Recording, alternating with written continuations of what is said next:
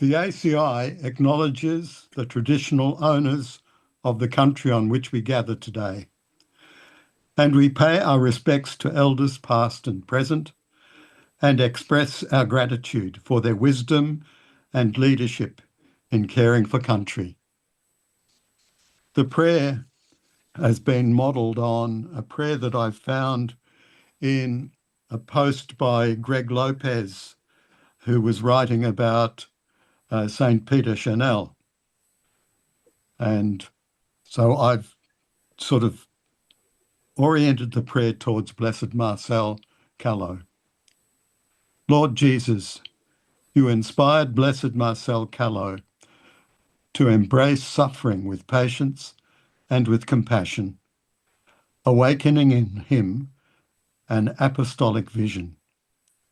Grant us, we pray, the courage to stand with the oppressed, to offer gentle love in places of cruelty, to become bearers of your mercy, even in the smallest gestures of our common humanity. May our lives, like his, witness to the dignity of every person, and may each act of kindness be a step towards your kingdom. Amen. Thanks very much, Pat. And now it's, I just first of all like to just pass on the apologies from a couple of people. Clemence Otekpo from the YCW was hoping to join us today, but she's travelling, so she cannot make it. Paul Cleary is another person that just messaged me that he couldn't make it either. But also we're very pleased to welcome among us Brian Moylan, former member of the Pontifical Council of the Laity in the 1980s, Chris Van Mol from Belgium, who's involved with the Kardijn canonisation process there, Father Jim Monaghan, Vicar General of Port Perry Diocese, and we're also very pleased to have with us Achut Thuc, President of the Australian YCW, Basma Lewis from originally from Egypt, but President of the International YCW, and Sean Gueydier, also from Australia, now Secretary General of the YCW. So welcome to you and to everybody else who's with us today. Very important occasion. Actually, it's a really big week for saints. I'm sure you all heard of the canonisation of Carlo Acutis on the weekend, alongside of Pier Giorgio Frassati. It's interesting to note that in 1938, Kardijn wrote to Pius XI, calling for the opening of the Vatican process for his canonisation. So it's really fantastic to see that come to fruition. And in other big news, possibly Thomas might say something about that. Other big news, there's another 20 or so YCW and YCS martyrs from France who are to be beatified at Notre Dame Cathedral in Paris in December. All that by way of a little bit of general introduction, but specifically I'd very much like to welcome Thomas Gueydier. I hope I pronounced your name more or less correctly. Thomas is actually the postulator for the cause of Blessed Marcel Callo. He's from the Diocese of Rennes, where he's also teaching as a theologian in the seminary there. And recently, earlier this year, he published a book in English, we could say, Pray with Marcel Callo for a Fortnight. So we're really pleased that you could join us today, Thomas, and very much looking forward to hearing what you're going to share with us today. Thanks very much, and over to you. So the life of Marcel Callo can be, we can sum up his life very quickly. You know that it was a young typographer and member of the Young Catholic Workers Movement, born on the 6th of December 1921 in Rennes, in Britain. And he was also a fiancé who left for Germany on March 1943 as part of the compulsory work service, Service du Travail Obligatoire in French, STO. There in Germany, he continued to campaign for Catholic action, notably by organizing secret meetings. He was arrested on April 1944, following the Nazi decree of the 3rd of December 1943, which prohibited any spiritual support for French STO workers. And finally, after spending 5 months in prison in Gotha with 11 other Frenchmen in the same situation, he was deported to Flossenburg and Mauthausen, where he died on March the 19th of March 1945.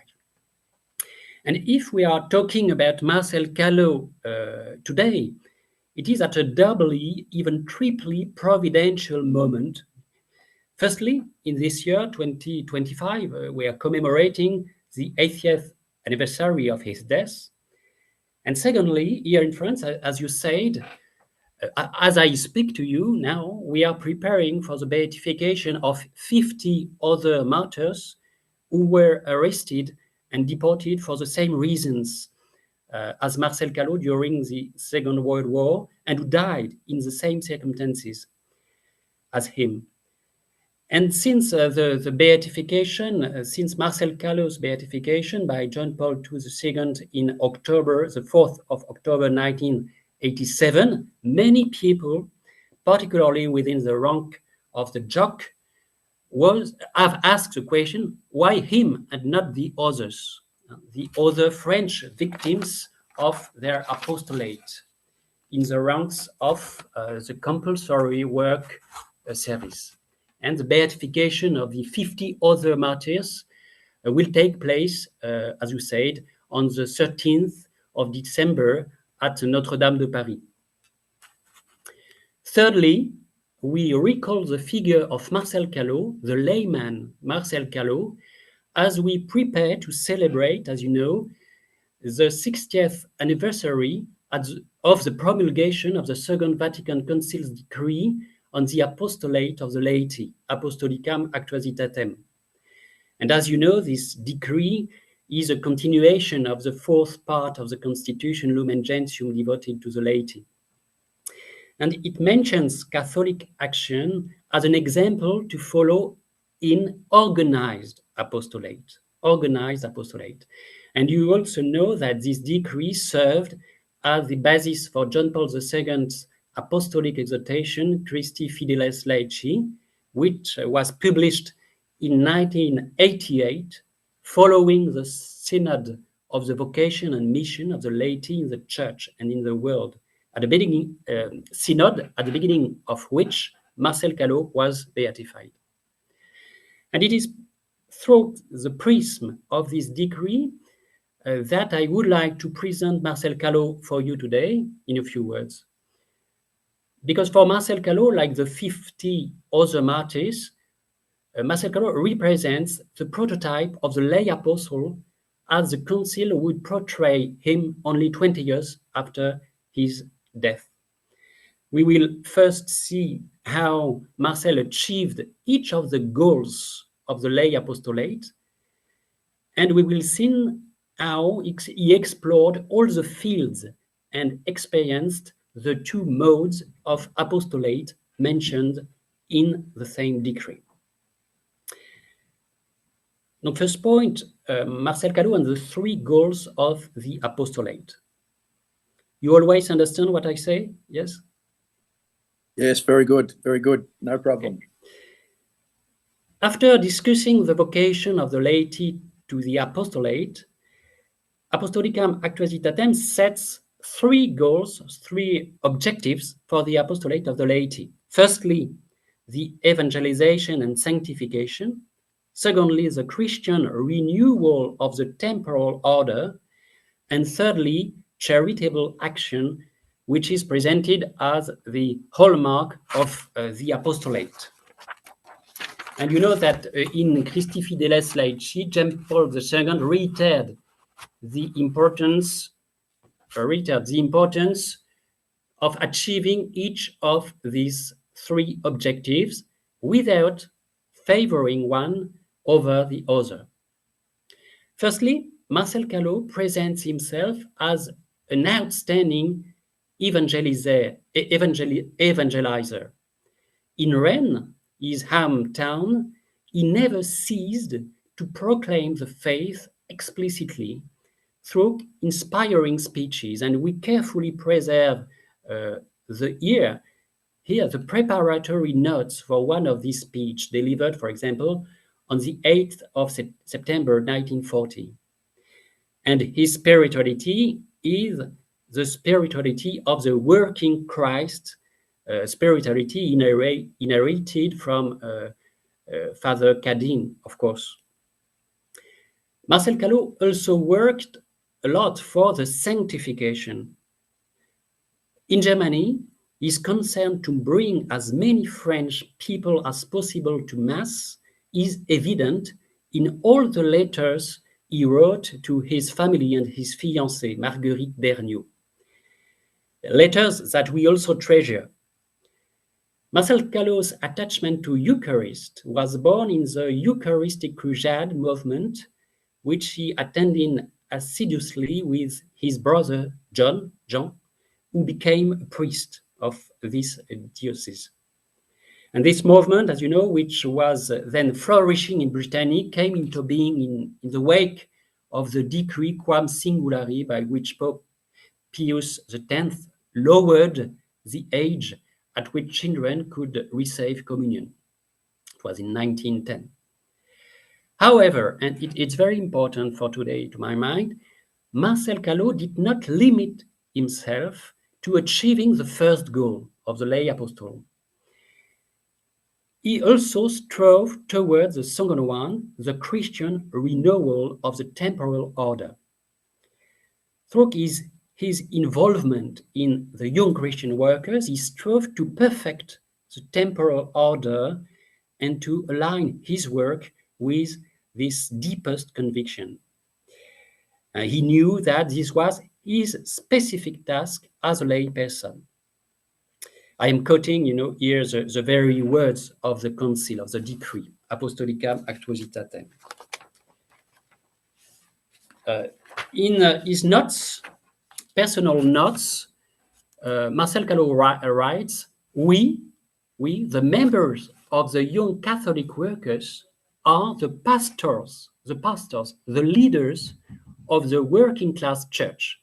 And his brother was a pastor. Look, it's very important to hear that Marcel Callo considered himself and all the members of the young Catholic workers as pastors, as leaders of the working class church.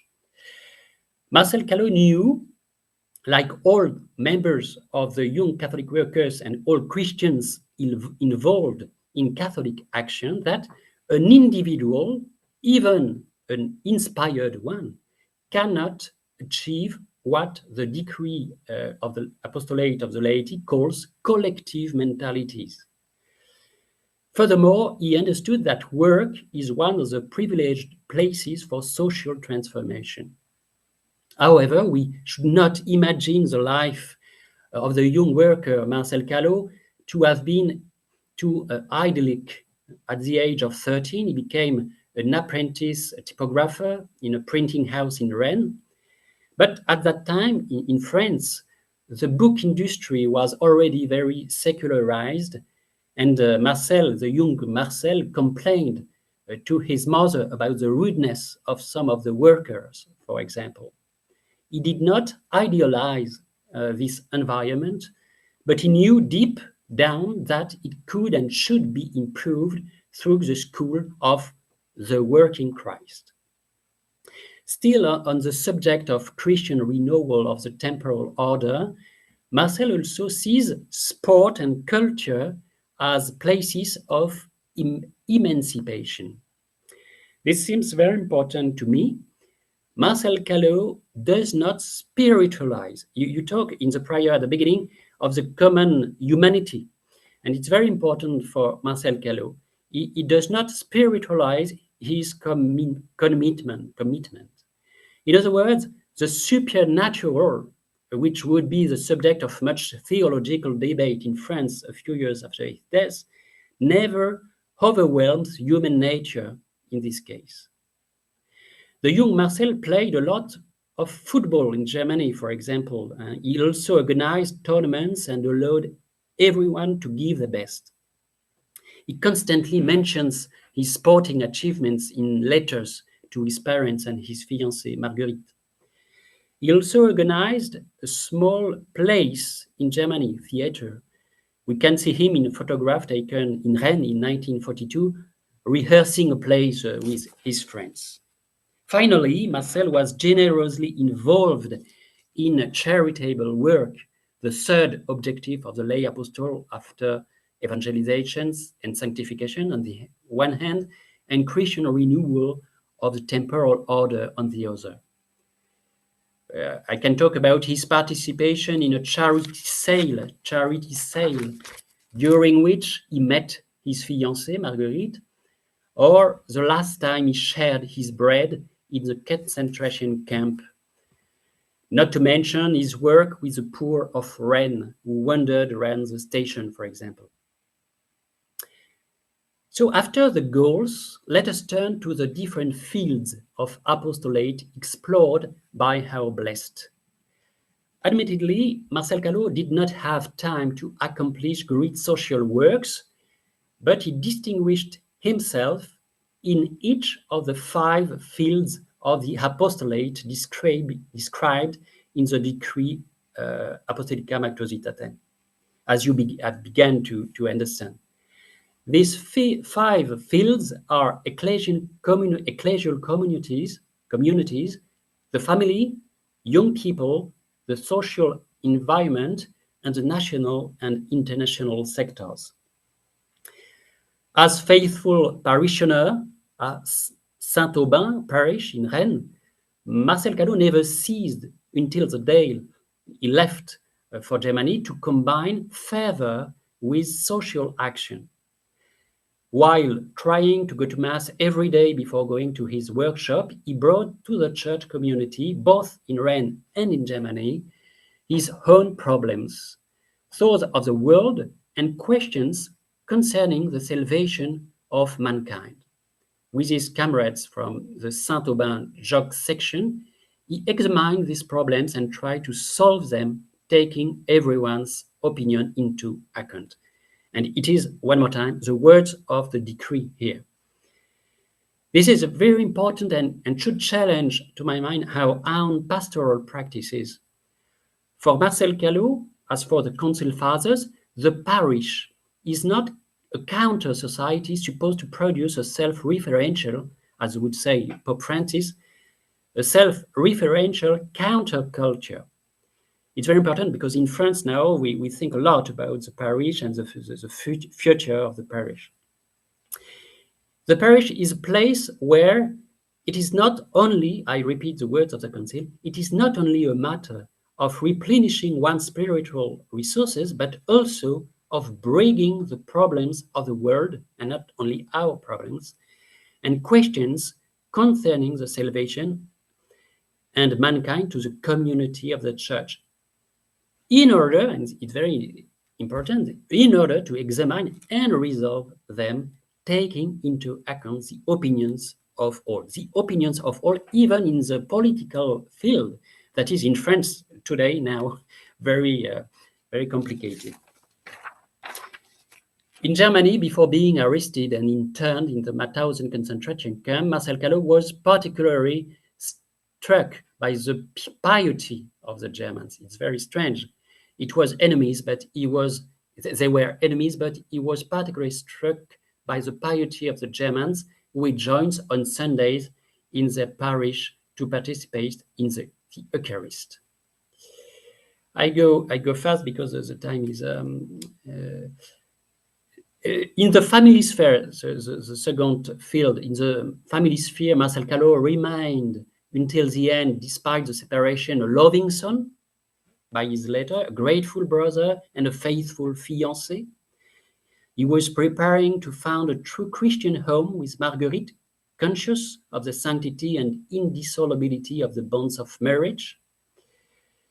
The letters that Marcel wrote to Marguerite are of great beauty and purity. And in the addition of the ecclesial communities and the families, the young Marcel Callo was also involved in youth work, of course. As I already said, he belongs to the Young Catholic Workers, but he was a Boy Scout too. And as a laborer, he sought to Christianize his professional environment. He lived his life in accordance with his faith, as the council says. And finally, on the national and international stage, Marcel Callo, as a Frenchman, was able to mount powerful opposition to Nazi barbarism. He continued to contribute to Franco-German friendship even after his death. There are a lot of places, a lot of streets whose name is Marcel Callo. Very quickly, a biography written in France in 1946 was read in Germany and inspired a second book written in German, which made him widely known. And last and third point, Marcel Callo and the two modes of apostolate. You know that the decree distinguishes the individual apostolate and the organized apostolate. And Marcel Callo experienced both, whether in the ranks of the Jock, within the reconstituted Catholic action groups in Germany or in prison, he tasted the joys of organized apostolate. And he understood, as I began to say above, that organized apostolate was important for setting up a comprehensive action capable of reaching the masses effectively. And he experienced the individual apostle in his printing workshop and later separated from his comrades in captivity. In conclusion, we can say that Marcel's apostolate was always closely linked in one way or other to the hierarchy of the church. Rooted in the Eucharist, he never confused the autonomy of an action lived fully through personal choices. He didn't confuse autonomy and independence from any form of authority. He maintained close ties with his brother, John, who will become priest, the priest of his parish in Rennes, the German priest he met in Zelamelis, and the French priest at Gotha prison, with whom he shared an intense community experience. And the council also emphasizes with synodal link between lay people and priests experienced within the apostolate. Now it's time for question, and please speak slowly because well. Yes, thank you very much. I Tom. don't. Thank you, Stefan. I was just saying, thank you for inviting us to this webinar. And I did quickly read, like on my way, I took the train today. So like I read about the article that you have sent about Marcel Callo. And I was just reflecting, you know, on his values and how he stayed true to them until he basically died. And I was reflecting on how some of these issues are still present, you know, the fight for young workers' rights or all workers' rights, and, you know, the push for people to stay silent and just, you know, young workers. Sorry. So in a way, like young workers are not truly like feeling comfortable to express their faith and express their spirituality in many workplaces, because that comes with a lot of negativity. So a lot of young people I come across exploring their faith and seeing how they can practice that. But yeah, like, so the fight for workers' rights continues in many ways. So through young Christian workers doing like workshops of workers' rights, through like union movements, still, you know, the fight for fair work still is, you know, like there's a lot of bargaining, especially in Australia, like enterprise agreement are a huge thing. And in a way, still people part of unions and, you know, delegates at workplace are kind of, it's not overly welcomed by managers and, you know, corporate organizations. So majority of the time people bank on people staying silent, but there are young people out there who exist who are not afraid to stay silent, who are, you know, also like balancing their faith and spirituality with how they can advocate for the good of the majority. So yeah, I don't know, like there's a lot of, and I will take this article back to our national movement to like reflect on the life of Marcel and just see, you know, so people know about how he practiced his faith in hiding, you know, just basically as national president to encourage people to practice their faith proudly, even if it differs from other people. Thank you. Thank you very much. Achut, fantastic reflection. Father Jim, would you like to say a few words?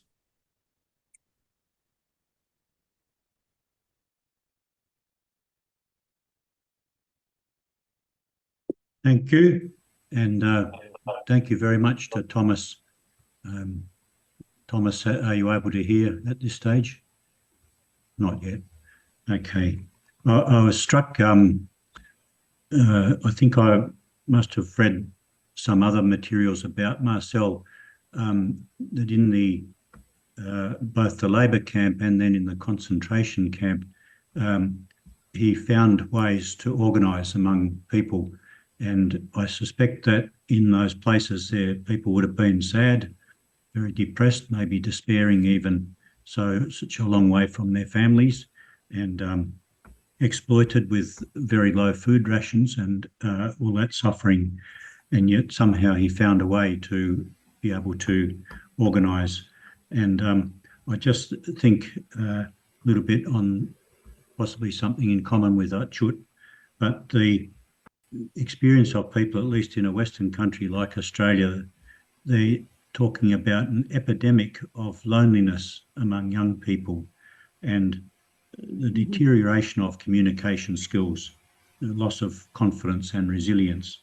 And, you know, this is an era that very badly needs the organising skills of the YCW, because it's in the YCW that there are face-to-face conversations where people can express their feelings and be encouraged, even challenged to do something about their situation. I think we can take example from Marcel. He himself did not find it easy. I understand that in the camp and in the labour camp and in the concentration camp at time, he experienced feelings of great depression, and you know, he was sort of incapable of acting, but somehow or other he was able to find his way forward with the help of his faith. It's sort of, he's like, becomes like a light shining in the darkness. Perhaps he got the light from Christ in his own darkness, but he then be able to become that light for others. But I suppose also the extraordinary risk that he faced. He knew that what he was doing would end up with the same cost as Jesus Christ, that he would pay for the privilege of his work by dying for it. So, you know, he is so, you know, an outstanding example of that personal integration and holiness. And we have our patron saint, Therese of Lisieux, you know, that we can pray for, you know, ask her intercession to pray for us. But I think with Marcel, we've got someone who especially understands the challenges of organising in hostile situations and negative situations. So I think I'll be trying to use him as an example. Joe Magri is trying to get Tim and Anna and me and Bridget to start organising YCW again in Canberra. So we will certainly be asking Marcel. In fact, we will pester him. We'll cause him a great nuisance. But I'm sure that he'll be ready for the challenge. Thank you very much, and sorry for this problem of connection between France and Australia. Carlo Acoustis is with us through this. It's true. Yes. You spoke about, you hear me? It's good? Yes. You speak about the loneliness of the young workers today. It's very important because young Christian workers are not as many as they were in the 50s. So it's difficult to organize something. But Marcel Callo in the 50s, as I said, was quite alone in his work. And he writes to Marguerite, his fiancée, that loneliness is a reality for young workers, even in the 40s. But I would like to read you, if you want, in 1 minute, a few words from Father Kardijn, because they are interesting, because they are taken from a letter he wrote on July 1966 to Father Jean-Baptiste Gégaud, the first biographer of Marcel Callo. And the sentences have not aged a bit, in fact. And they sum up the ideal that drove the young Marcel to join his exiled brothers. I can read if you want. Yes. So Father Kardijn writes to the biographer of Marcel, "We are so proud of all those JOC members of all countries and ages who gave their lives as a testimony of charity. They went to the end of their sacrifice because they saw in each of their young comrades a member of the mystical body of Christ, whom they had to make aware of his dignity and mission." And these sentences are Christocentric. You spoke about the Christ, and we can't understand all this spirituality without the Christ. Father Kardijn writes, "They never separated the personal Christ from all those he came to save. For them, to love Christ was to love even the least and most humble of their comrades, to help them, to unite them all, to support them in their lives and in their living environments, and this on a global scale." We see here an organized apostolate, but an individual apostolate too. The importance is to help his brother. And Joseph Kardijn writes, "This is what Marcel Callo was and lived. The story of his life should help us to address and resolve the problem of youth, especially today's working youth. It is in their daily lives, and in all aspects of those lives that Christ, his love and his mission must penetrate. Christ cannot remain on the sidelines as a stranger to their lives. He must penetrate deeply and in all aspects. He must become more live and more intimate than the greatest friend. Then the mystical Christ will become the life, elevated in and through charity." So I think these sentences are beautiful. In France now, we have a lot of catechumens. You understand catechumens? A lot of catechumens. It's a challenge for us to propose them something after the baptism, and to develop a Christologic spirituality that is a spirituality of the mystic body, and not only an individual relationship between me and Christ. And it's, to my mind, the challenge of our generation, individualistic. And for the church and now pastoral, the problem of organized apostolate, and not only as it has been developed by a charismatic movement, the individual experience and what I feel in the dialogue with God. Thank you very much. Thomas, for those who can hear me, I've put in the chat another question, which I will read out. I'm asking Thomas, could you say a few more words about Marguerite? We don't know much about her. Thomas, we'd like to know, I'd like to know anyway, a bit more about the fiancé. She also must have suffered a lot, having lost her fiancé, and I believe never married, in fact. Marguerite Dernier, he was a jossist who worked in the post in Rennes, within the post. And Marguerite never married, remaining faithful remaining faithful her life to little Marcel, as she says in the letters, who had promised her he would return. And as I say, the letters that Marcel wrote to Marguerite, which we have in our possession since a few years only, are of great beauty and purity. And we are working on their translation and online publication. And what I've not said is about feminine figure in the life of Marcel. There is his sister, Marie-Madeleine. I haven't mentioned it yet, but just before receiving his colored papers for the STO in March 1943, Marcel lost his sister, Marie-Madeleine, who died in the terrible bombing that devastated Rennes on the 8th of March 1943. And as soon as he arrived in Germany, he asked a German priest, to say Mass for her. And it's very important that there is a link between Marguerite, his sister, in a saint's communion. Where is Marcel buried, assuming this body was not destroyed? Yes, no. His body never came back in France, and it was a big a problem for his parents. We don't have anything to remember Marcel Callo.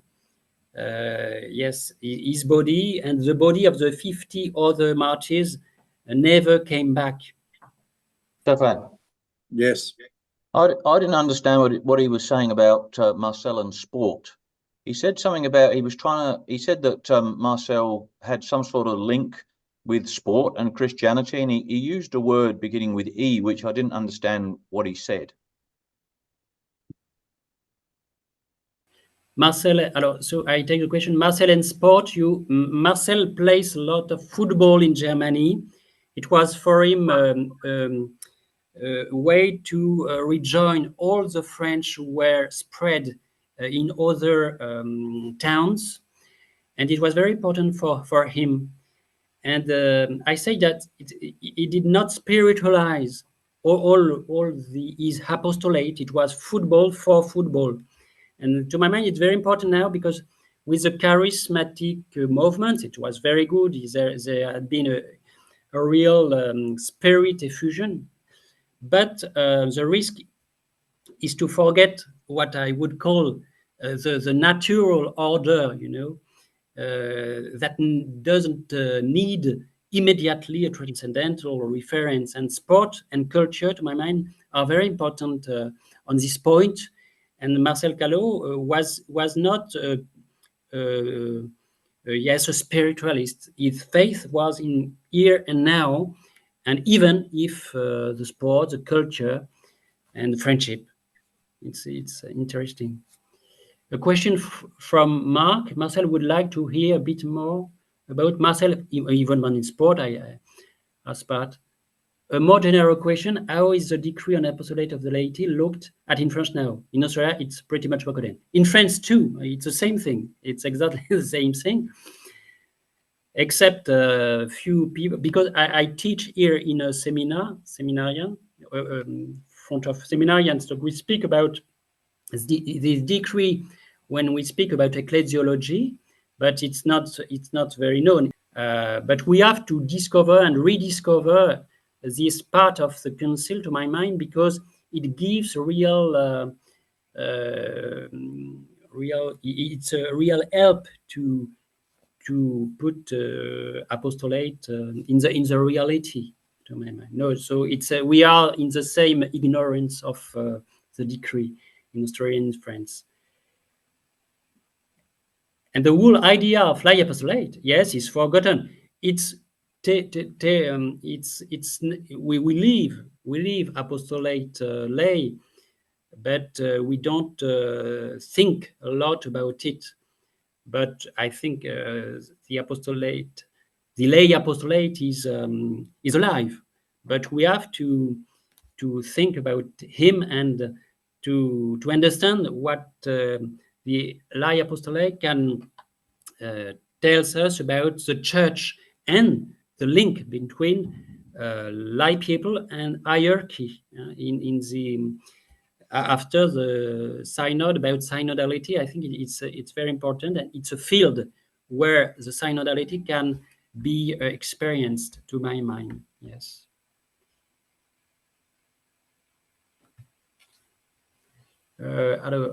Yes, how do you see the relationship between the lay apostolate and the role of the Baptists?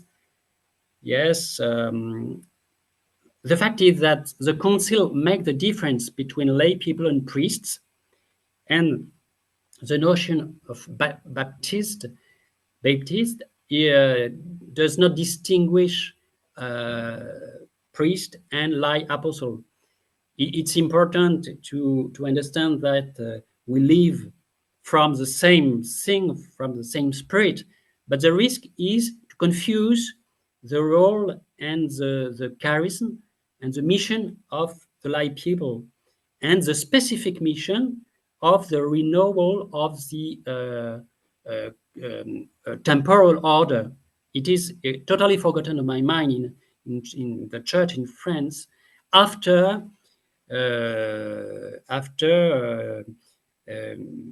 some commitment of Catholic action in political fields. I don't know how it is in Australia, but the history of the joke in France is quite problematic sometimes when there is a link very, very important with political involvement. But to my mind, it's not a reason to forget lay apostle. You know, it's a very big problem. We don't have to.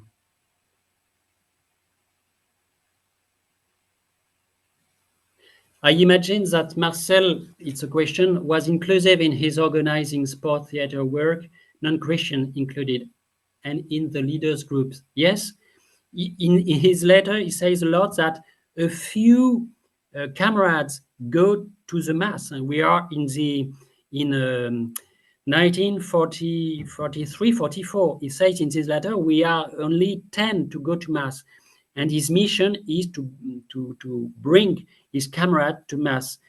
So non-Christians were included in his mission, and the non-Christian are very important for mission, because without non-Christians there would not be mission. So it's very important for him.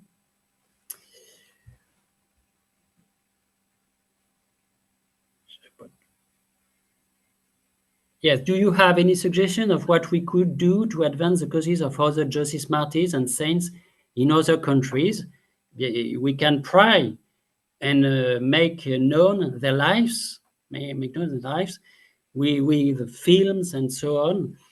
And in France, for Marcel Callo, a lot of group of scouts and so on have the name of Marcel Callo. And it could be a way to remember those big figures and to try to make them known and to advance their causes. Yes, of all other justices, because we could ask the question after the beatification of the 50, and why them and not the other? Because there are others, saints, surely. That could be beatified. There's a lot of more saints that we think. Yes. But thank you very much. I hope you understood a few words of my French English. And I could say that we can pray together the 13th of December for the beatification of the 50 other martyrs of STO. Remember, the 13th of December, it will be in Notre-Dame de Paris.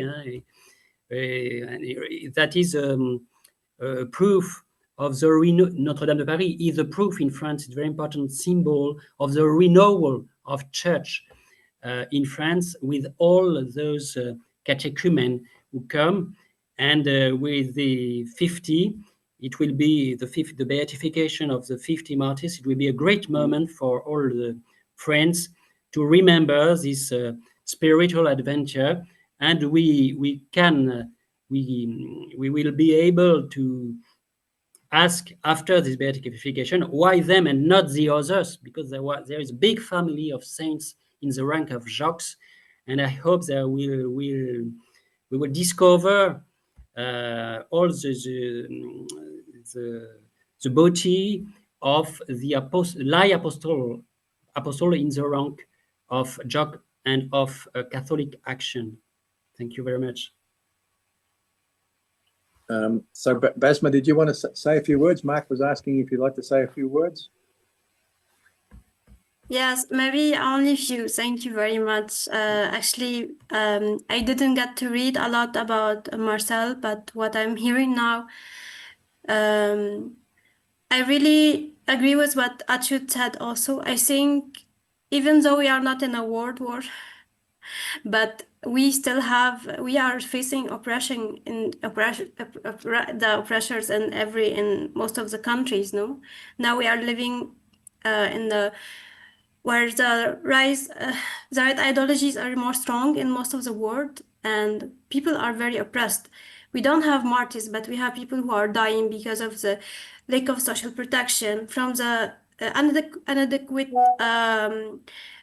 ways that the government solves the crisis, ecological crisis that we have, especially in Asia. No, there are more people that dying because of the system that is not working well. And I think I don't have the I understand what's happening in the World War I and II and how it is devastating, and what you said about Marcel, but I really think that the young people now face the same. Maybe it's not the same cruelty, but in the same way. And I mean, with what's happening now in the world, we are not very far from another war. We never know. So I think these examples that you shared about Marcel, but also about the resilience that young people need to have now, workers, students, Catholic or no, it should be there, and we should know, we should be able to be in solidarity with each other and to learn how to fight. It's really important, no, for young people to work in solidarity in the society that doesn't really give us this space. Now people are more individualistic. The capitalist system is driving us apart, but I think it's really important to learn from Marcel and from all the martyrs, and to be resilient and to be more in solidarity to each other. I don't know what else to share, but this is what my feeling when you spoke about him, but also from what you said, from what you said, but also what was all shared. Sorry, thank you.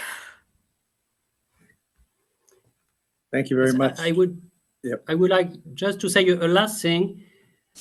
Perhaps we could study with Stefan the theology of work. I think it's very important in a Christologic way.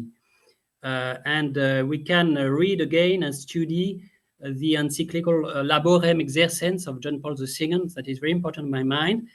And read all what Leon XIV will write about the crisis, the actual crisis, about EA and so on. But the theology of work is a big field to explore, to my mind, in the future. All right. Well, that's fantastic. So yes, thanks to Basma for her comments, and thank you very much, Thomas, for your presentation. I think we've learnt a lot about Marcel this evening, and I think you've also opened up a lot of other avenues for further discussion in the future. So on behalf of everybody, I'd just like to thank you for everything you said. And I see also Pat Branson has a comment there. He's especially grateful for your insights into the mystical body of Christ and the commitment of YCW leaders to befriend and accompany the least of their brothers and sisters as equals. So thanks again, Thomas, and we'll conclude there. Thank you all.